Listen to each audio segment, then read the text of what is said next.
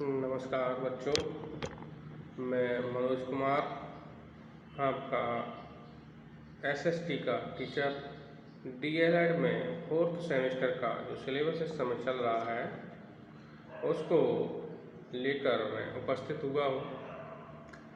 4th semester में जैसा कि अभी तक क्रांतिकारी कुछ नेता थे उनके बारे में हमने आपको बताया और इन क्रांतिकारी नेताओं में हमने बाल गंगाधर तिलक, लाला लाजपत राय और बाल गंगाधर तिलक, लाला लाजपत राय, सुभाष चंद्र बोस जैसे नेताओं के बारे में चर्चा की और इसी क्रम में आगे बढ़ते हुए हम आगे का जो बिंदु है वो चर्चा करेंगे। उसमें लाला लाजपत राय के बारे में हम आपको बताएंगे। लाला लाजपत राय पंजाब के रहने वाले व्यक्ति थे। लाला लाजपत राय भारत के प्रमुख स्वतंत्रता सेनानी एवं क्रांतिकारी आंदोलन के प्रमुख नेता थे, जिसमें उन्होंने भारत की आज़ादी के लिए बढ़ चढ़कर हिस्सा लिया और पंजाब के शेर कहे जाने वाले व्यक्ति लाला लाजपत राय थे। लाला लाजपत राय का जन्म 28 जनवरी 1865 ईस्वी को पंजाब के मोगा गांव में एक हिंदू परिवार में हुआ था। इन्होंने कुछ समय तक हरियाणा के रोहतक और हिसार शहरों में वकालत की। ये भारतीय राष्ट्रीय कांग्रेस के गरम दल के प्रमुख नेता माने जाते थे। शुरू से ही ये उग्र स्वभाव के थे। बाल गंगाधर तिलक और बिपिन चंद्र पाल के साथ इस त्रिमूर्ति को लाल, बाल और पाल के नाम से जाना जाता है। इन्हीं तीनों नेताओं ने सबसे पहले भारत में पूर्ण स्वतंत्रता की वकालत की। तो सबसे पहले पूर्ण स्वतंत्रता की वकालत करने वाले कौन थे? बाल गंगाधर तिलक और लाला लाजपत राय और बिपिन चंद्र पाल जैसे नेता पूर्ण रूप से स्वतंत्रता की मांग करने वाले प्रमुख नेताओं में माने जाते हैं।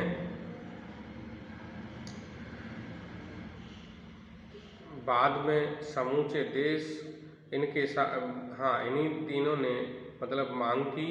उसके बाद जो समूचा देश कह सकते हो, समस्त देश में पूर्ण स्वतंत्रता की मांग शुरुआत हो गई। उसके पास देखते हैं कि आप पंडित जवाहरलाल नेहरू में भी 1929 के लाहौर अधिवेशन में पूर्ण स्वतंत्रता की मांग की। लेकिन शुरुआत की अगर बात की जाए तो सबसे पहले पूर्ण स्वतंत्रता की मांग बाल गंगाधर तिलक ने कहा था कि स्वराज मेरा जन्मसिद्ध अधिकार है और मैं इसको लेके रहूँगा। तो इस प्रकार हम देखते हैं कि ये जो बाल गंगाधर तिलक, लाला लाजपत राय और बिपिन चंद्र पाल पूर्ण स्वतंत्रता की मांग रखने वाले प्रारंभिक नेताओं में थे और ये क्रांतिकारी नेता के रूप में या उग्रवादी नेता के रूप में जाने जाते हैं। इन्होंने ही लाला लाजपत राय ने स्वामी दयानंद सरस्वती के साथ मिलकर आर्य समाज को पंजाब में लोकप्रिय बनाया। लाला हंसराज के साथ दयानंद एंग्लो वैदिक विद्यालयों का प्रसार किया। लोग जिन्हें आजकल डीएवी स्कूल व कॉलेज के नाम से जानते हैं, वो वास्तव में लाला लाजपत राय के ही प्रयासों का एक परिणाम है। डीएवी अर्थात डीएवी स्कूल और कॉलेज का वास्तविक नाम क्या है? दयानंद एंग्लो वैदिक कॉलेज। लाला जी ने अनेक स्थानों पर अकाल के शिविर लगाकर लोगों की सेवा की। 30 अक्टूबर 1928 को इन्होंने लाहौर में साइमन कमीशन के विरुद्ध आयोजित एक विशाल परिवर्तन प्रदर्शन में हिस्सा लिया, जिसके दौरान हुए लाठीचार्ज में ये बुरी तरह से घायल हो गए। लाला लाजपत राय के समय की एक महत्वपूर्ण घटना ये है कि उस समय 1928 में भारत में साइमन कमीशन आया हुआ था साइमन कमीशन को क्या था कि साइमन कमीशन की ये जिम्मेदारी थी कि भारत में इस बात की समीक्षा करनी है कि भारतीय शासन और प्रशासन किस प्रकार से चलाया जाएगा। और ये जो कमीशन था, इसके लिए प्रत्येक 10 वर्ष के पश्चात एक कमीशन का गठन होना था, क्योंकि इससे पहले 1917 में चैम्सफोर्ड कमीशन आया था। उसके बाद 1928 में ये आपका साइमन कमीशन आया, जो कि 1927 में गठित हुआ था। साइमन कमीशन में समीक्षा के लिए, क्योंकि भारत की समीक्षा करनी थी, तो इसमें कोई भी भारतीय इसमें शामिल नहीं किया गया। और भारत के लोगों को इस बात का बहुत बुरा लगा, क्योंकि साइमन कमीशन भारतीय लोगों के लिए आया था, तो इसमें भारतीय व्यक्ति का होना या भारत के किसी भी नागरिक को न लेना भारतीयों का अपमान था। लिहाजा इस कमीशन को जगह जगह जहाँ भी ये कमीशन गया, इसको विरोध का सामना करना पड़ा। और इसका विरोध सबसे ज़्यादा पंजाब के लाहौर में, उस समय जो लाहौर स्थान था वहाँ पर हुआ। और लाहौर में लाला लाजपत राय ने इस कमीशन का घोर विरोध किया और साइमन गो बैक के नारे लगाए। इसी दौरान यहाँ पर लाठीचार्ज हो गया और इस लाठीचार्ज की वजह से लाला लाजपत राय लाला जी गंभीर रूप से घायल हो गए। और घायल होने के पश्चात कुछ ही समय के बाद इन्हीं चोटों के कारण लाला जी के शरीर में ज़्यादा गंभीर चोटें आईं और 17 नवंबर 1928 को इन्हीं चोटों के कारण इनका देहांत हो गया। तो लाला जी ने मरने से पहले अपने विशाल प्रदर्शन के बारे में अंग्रेज़ों के बारे में कहा था कि मेरे शरीर पर पड़ी एक एक लाठी ब्रिटिश सरकार के ताबूत की एक एक कील का काम करेगी। लाला लाजपत राय ने जब लाठीचार्ज हुई, चोटों से ज़्यादा गंभीर हो गए, तो उन्होंने कहा कि आपने जो बर्बरता की है और मेरे ऊपर एक एक लाठी बरसी है, ये ब्रिटिश साम्राज्य के ताबूत में जैसे कील एक ठोंकते हैं तो और कमज़ोर होता है, दूसरा कील ठोंकते हैं तो और कमज़ोर होगा, तो इस तरीके से ब्रिटिश साम्राज्य के ताबूत में कील का काम करेगी और एक दिन इसको समाप्त कर देगी। और यही हुआ कि 20 वर्षों के पश्चात 20 साल के भीतर ही ब्रिटिश साम्राज्य का अंत हो गया। तो विद्यार्थियों, हमने आपको उदारवादी आंदोलन और क्रांतिकारी आंदोलन के प्रमुख नेताओं के बारे में बताया। सारांश के अगर रूप में देखा जाए, सारांश देखा जाए, तो हमने इस चैप्टर में आपको भारत का राष्ट्रीय आंदोलन बताया। इस राष्ट्रीय आंदोलन के तहत 19वीं शताब्दी के एक चौथाई में राष्ट्रीय चेतना के कारण ही इस काल के अनेक राजनीतिक संगठनों का उदय हुआ, ये भी हमने बताया। इंडियन नेशनल कांग्रेस की स्थापना के बारे में हमने आपको बताया। बंग भंग आंदोलन के बारे में बताया। रोलेट एक्ट, जलियांवाला बाग हत्याकांड, खिलाफत आंदोलन, असहयोग आंदोलन, चौरी चौरा कांड, काकोरी कांड, स्वराज का गठन, स्वराज पार्टी का गठन, इन संगठनों की स्थापना के बारे में हमने विशेष रूप से चर्चा की।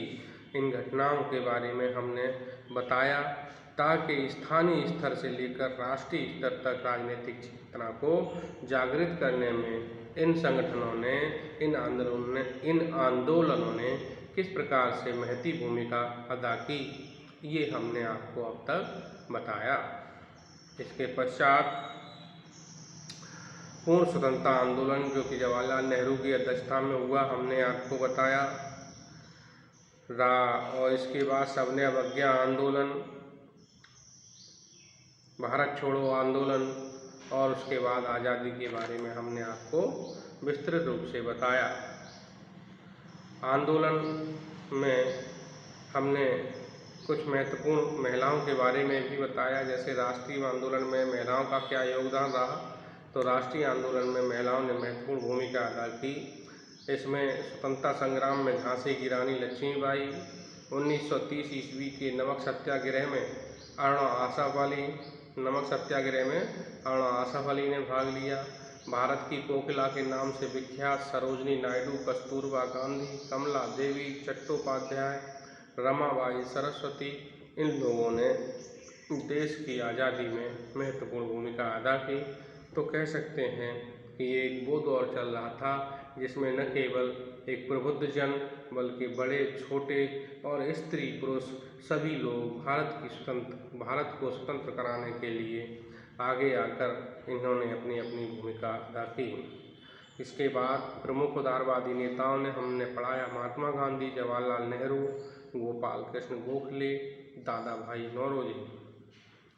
उसके बाद क्रांतिकारी प्रमुख नेताओं में हमने पढ़ाया सुभाष चंद्र बोस, लोकमान्य बाल गंगाधर तिलक एवं लाला लाजपत राय। तो ये हमने कुल मिला के ये आपका जो चैप्टर था आधुनिक भारत इंडियन हिस्ट्री का, हमने आपका SST में ये समाप्त कर दिया।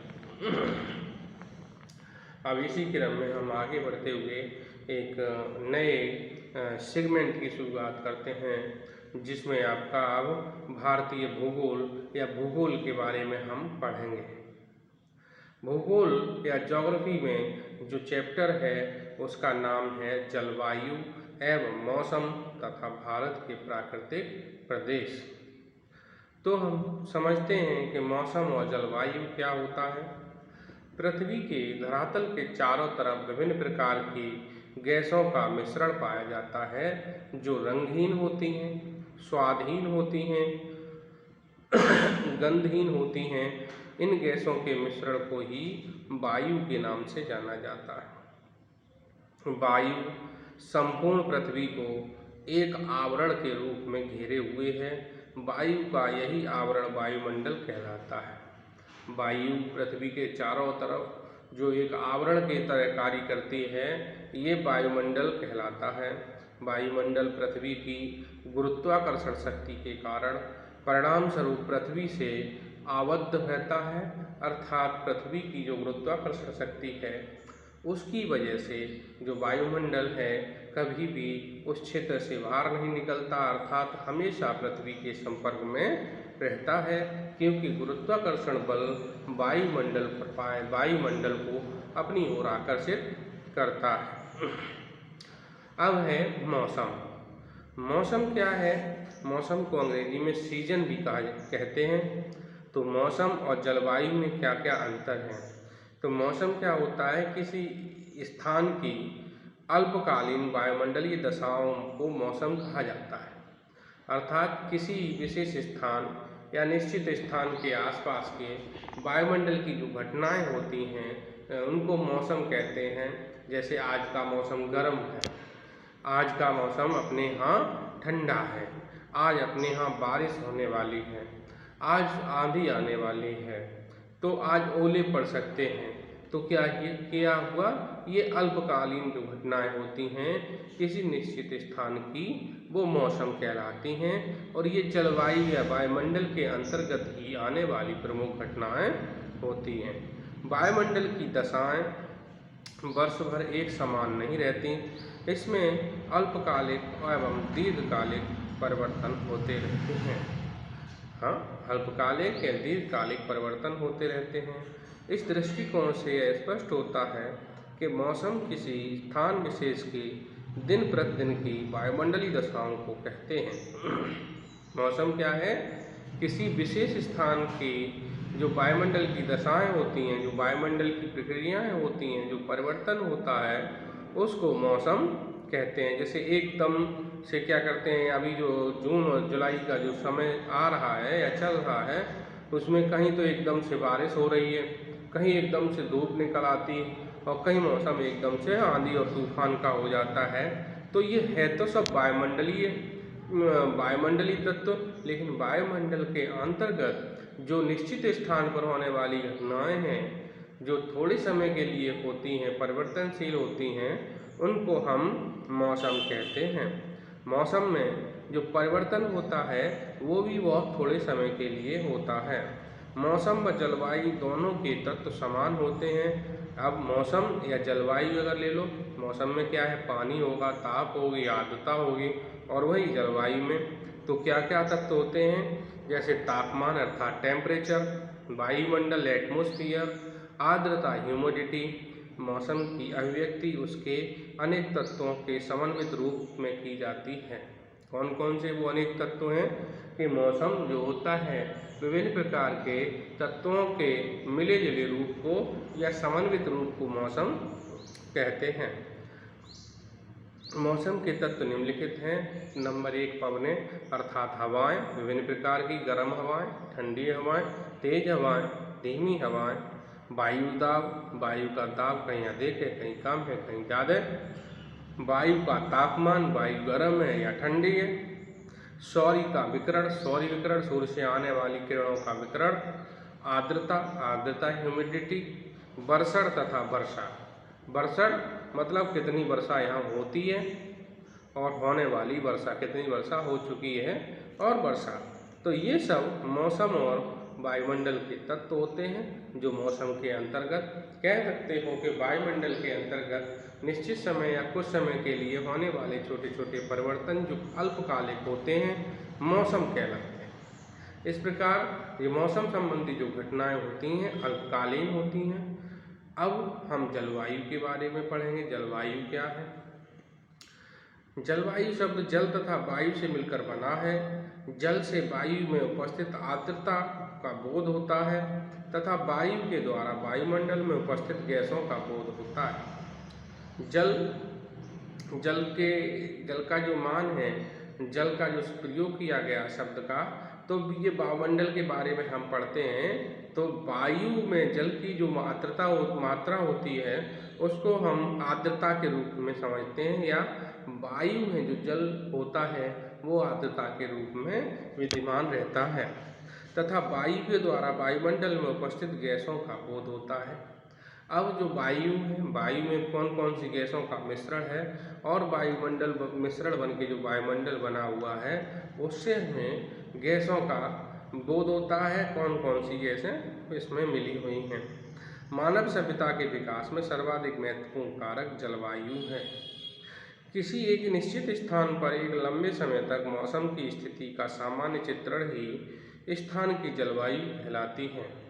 कि एक निश्चित स्थान पर, किसी विशेष स्थान पर अगर मौसम की जो स्थिति है, जैसे लगातार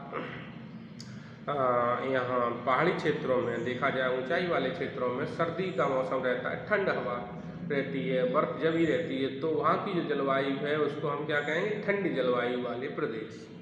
इसी प्रकार से रेगिस्तान है तो मौसम की व्यवस्था मौसम का ही तत्व है ना। ठंडी हवाएं, आर्द्रता और वायु ये सब मौसम के ही तत्व हैं, लेकिन ये मौसम के वो तत्व जो दीर्घकालिक समय तक किसी विशेष स्थान पर विद्यमान रहते हैं। तो इस प्रकार के मौसमी तत्वों को जलवायु कहते हैं और उन्हीं नाम से, जैसे गर्म जलवायु और ठंडी जलवायु, तो ठंडी जलवायु पहाड़ों पर पाई जाती है और वो लंबे समय तक चलती है, तो इसको ठंडी जलवायु के प्रदेश के नाम से जानते हैं। इसी प्रकार से रेतीले इलाके, पहाड़ी इलाके होते हैं कुछ, जैसे राजस्थान है, जैसलमेर है, अल जजीरा है, सऊदी अरेबिया है। तो यहाँ का जो प्रदेश होता है खुश्क होता है, यहाँ पे वर्षा की कमी होती है और ये वर्ष भर लंबे समय तक यहाँ लू चलती रहती है, मौसम गर्म रहता है। तो यहाँ जो एक लंबे समय तक मौसम की जो घटनाएं हैं एक जैसी बनी रहती हैं, तो लंबे समय तक होने वाली घटनाएं जिनमें मौसम के तत्व भी विद्यमान रहते हैं ये जलवायु के नाम से जाने जाएंगे, क्योंकि ये लंबे समय तक मौसमी घटनाएं जो होती हैं और लंबे समय तक दीर्घकालीन होती हैं, तो फिर ये मौसम न रह करके जलवायु के नाम से जाने जाते हैं। क्योंकि मौसम एक अल्पकालीन घटनाएं होती हैं, जैसे कहीं बारिश हो गई, कहीं धूप निकल आई, कुछ समय बाद फिर मौसम सामान्य हो गया, तो ये मौसम हो गया। लेकिन जब ये मौसमी तत्व लंबे समय तक एक स्थान पर बने रहते हैं और एक जैसी घटनाएं घटित होती रहती हैं, तो इसको जलवायु के नाम से जानते हैं। जलवायु विस्तृत क्षेत्र में कई वर्षों की लंबी अवधि तक पाई जाने वाली दशाओं का औसत होता है। इसमें प्रतिदिन परिवर्तन नहीं होता है। जलवायु में जो परिवर्तन की स्थिति है, आप देखिए मौसम में डेली परिवर्तन हो सकता है, रोजाना हो सकता है, लेकिन जलवायु में प्रतिदिन परिवर्तन नहीं होता है। जलवायु से जलवायु विज्ञान की संरचना होती है। मानव विकास की दृष्टि से सर्वोत्तम जलवायु शीतोष्ण जलवायु मानी जाती है। मानव विकास की दृष्टि से सर्वोत्तम जलवायु किसको माना गया है? शीतोष्ण जलवायु को। जलवायु को अंग्रेजी भाषा में क्लाइमेट कहा जाता है। क्लाइमेट शब्द की उत्पत्ति ग्रीक भाषा के शब्द क्लाइमा से हुई है, जिसका शाब्दिक अर्थ होता है झुकाव या ढाल। ग्रीक विद्वानों के अनुसार पृथ्वी के धरातल पर पाई जाने वाली विभिन्न प्रकार की परिवर्तनशील वायुमंडलीय दशाओं का मूल कारण सूर्य की किरणों के झुकाव है। हाँ, सूर्य की किरणों का झुकाव है। अर्थात विद्वानों का मानना ये है कि पृथ्वी के धरातल पर पाई जाने वाली विभिन्न प्रकार की जो परिवर्तनशील वायुमंडलीय दशाएं हैं, पृथ्वी के धरातल पर जो वायुमंडलीय दशाएं पाई जाती हैं, जो विभिन्न प्रकार की परिवर्तनशील हैं, इन सब का कारण पृथ्वी के साथ मूल कारण ये है कि सूर्य की किरणों का झुकाव है। पृथ्वी के साथ पृथ्वी के पास सूर्य की किरणें किस प्रकार से पड़ती हैं? लंबवत पड़ती हैं, हॉरिजेंटल पड़ती हैं, आड़ी पड़ती हैं, तिरछी पड़ती हैं। तो ये जो जलवायु के निर्धारण हुआ है प्रदेशों का, जलवायु उष्णकटिबंधीय प्रदेश, शीतोष्णकटिबंधीय प्रदेश, सवाना प्रदेश, टैगा प्रदेश, टुंड्रा प्रदेश, तो ये जलवायु हैं। और ये जलवायु का मेन कारण क्या है? सूर्य के विकिरण की या सूर्य की किरणों का जो झुकाव है पृथ्वी के सापेक्ष, वो जलवायु का निर्धारण करता है। अर्थात भूमध्य रेखा की अगर हम बात करें तो भूमध्य रेखा पर सूर्य की किरणें ज़्यादातर लंबवत पड़ती हैं, खड़ी पड़ती, नज़दीक पड़ती, सीधी पड़ती हैं। तो यहाँ भूमध्य रेखा के आसपास का जो प्रदेश है वो ज़्यादातर गर्म रहता है अपेक्षाकृत ठंडे स्थानों के। और जहाँ सूर्य की किरणें तिरछी पड़ेंगी, हॉरिजेंटल पड़ेंगी, वहाँ प्रकाश कम पहुँचेगा, मतलब गर्मी कम पहुँचेगी। और ऐसे प्रदेशों पर जो भूमध्य सागरीय प्रदेश है उनकी अपेक्षा सर्दी रहेगी या ठंडा रहेगा। अब जलवायु के तत्व की अगर चर्चा करें तो जलवायु के तत्व